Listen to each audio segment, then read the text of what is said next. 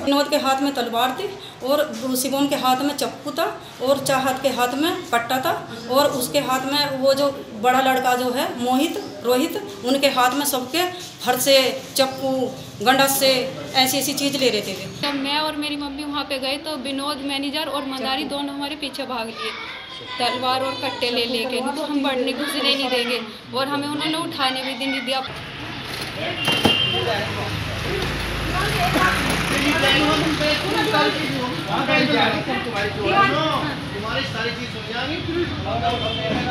और इसके 3 अन्य साथी के खिलाफ एक मुकदमा पहले मारपीट का 307 का लिखा हुआ था, जिसमें 3 जो अन्य थे वो गिरफ्तार हो गए थे। कल्लू की गिरफ्तारी शेष थी।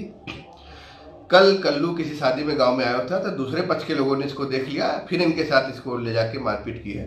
इसमें एक मुकदमा पंजीकृत किया गया है और इसमें गिरफ्तारी के प्रयास किए जा रहे हैं।